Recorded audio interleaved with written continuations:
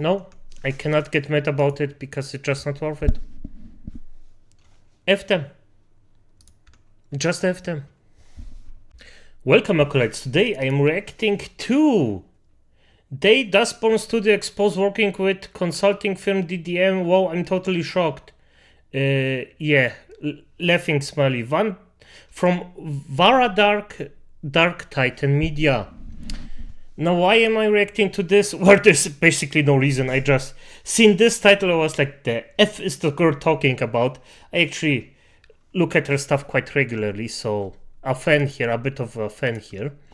But only just a bit. Not too much, not too little. It is what it is. But at the end, the woman does a lot of good stuff, and I appreciate her of actually doing the media in a really neutral way, or not entirely, but fair enough. I just say fair enough. It's really good. So let's just start and see what she has to say. And by the way, you know, sub, like, show me and Varadark some love. Let's start.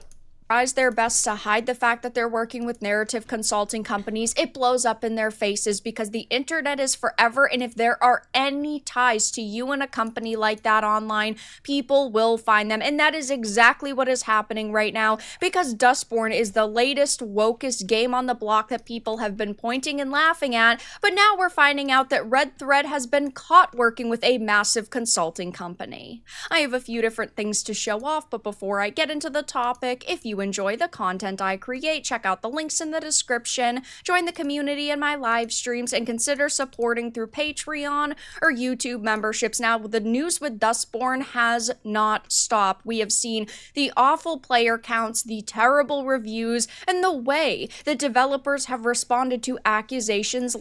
And I'm gonna be honest, I don't even think that's that bad. Now, hear me out. I think it's a shitty thing to do. But also, on the other hand, fuck them. Simple as that. Just fuck them. If they think they can do that, let them. Let them fucking destroy themselves. That's perfect. Levied towards them. Of course, we just had, launch week, and it was a nightmare. They should have never released this game on the same day as Black Myth Wukong, but even if they had waited, I don't see a way that people would buy this. I just don't see an audience showing up to support it, but the all-time peak was a measly 83 people, the newest... Nice. Nice. I love it. Beautiful. I adore this stuff if this happens every single time. Oh, it just feels good. I'm gonna be honest, it just feels good. For absolutely no freaking reason. It's just something I adore. I just think this is what should happen every time. If they expose themselves, even better. Perfect. Wokest game on the block that the mainstream media has been shilling for a very long time at this point. Couldn't even garner 100 people in game at one freaking time. And then, of course, just recently, we saw accusations being levied towards them that Dustborn completely ripped off GTA Online, copying the apartment layouts one-to-one, even down to things like TV locations, speakers. It seems like they were extremely lazy and that they didn't know how to create a decent game. So this is what they came up with. But to top all of that off, now that they've been called out on social media, and people are doing some digging on them, we found out that not only have they gotten government funding, but they're working with this massive consulting company. So Grums... What? They got government funding? For the shit they produced?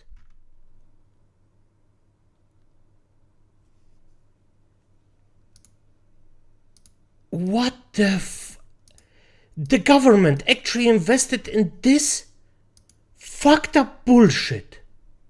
The government invested in this stuff.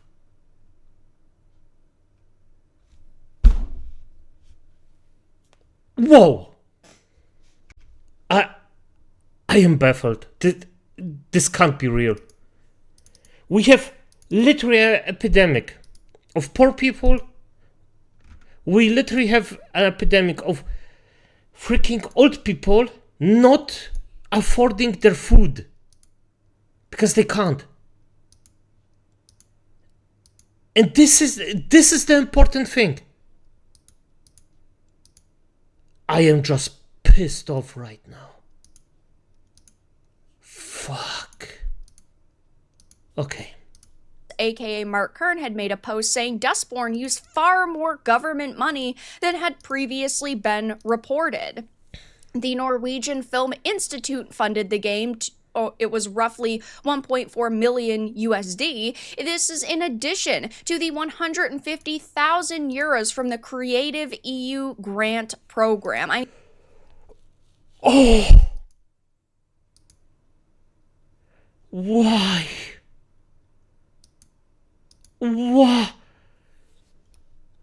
Oh. This is disgusting. I am actually, you may not hear it, but I am freaking fuming right now. This cannot be real, but it is. I mean, this is basically an Antifa simulator. I did live stream it for 6 hours. I think I lost a few brain cells. It was truly an awful experience. There was not good gameplay, music, graphics, dialogue, pacing. Nothing with this game was good. It's basically just propaganda simulator. They think that America is evil, and they really wanted to portray that in the game. And I'm gonna be honest, get the fuck out then. If you think that America is so evil, you don't like it, you don't like where you live, just get the fuck out. Go to a country that actually suffers and tell me then that you have it bad. Freaks. And it just was a freaking nightmare. But the story doesn't end there, because after doing some digging, this is from Minimal Effort, they were able to uncover the Red Thread Games is represented by a massive multinational investment and consulting firm known as Digital Development Management, or DDM. Among the many services they offer, they find potential buyers for studios looking for acquisitions or funding, as well as offers consulting services to several prominent companies such as Crunchyroll and Universal. So, of course, this on its own wouldn't be enough to, label DDM as a woke company, but listed under their Friends tab on their website, in their About section, there are numerous DEI-infested organizations and companies that DDM is listed as a sponsor or advisory board member of. They, of course, want to... Okay, and they got... I am happy they got exposed for it. It's fine. It's just fine. Okay. Push LGBTQ content into video games, into advertisements, but they also want to, quote, use tech to fight toxicity in online games, which is complete and utter bullshit. They want to combat toxic speech online, but toxic to these... Yes, and the only thing they do, they themselves are just freaking toxic. Okay. No, I cannot get mad about it because it's just not worth it. F them. Just F them. It's disgusting. It's just pure. I am just purely disgusted. In the heart of my hearts, I am just... It's just... Okay, it is what it is. Individuals is whatever they deem it as. What might be criticism to you and I is complete hatred and harassment to them, which is the issue with fighting things like speech online. It just ends up at the end of the day being complete and utter censorship. They want control of people, yes, which is definitely not going to bode well for their future, given hundreds of thousands to millions of people just in the gaming industry are fighting back against things like this. We are sick and tired of being called racist, sexist, bigots, and toxic, all because we want to defend the industry that we love. And the worst thing is, we're getting called exactly that by people who are those things. And they just don't realize it.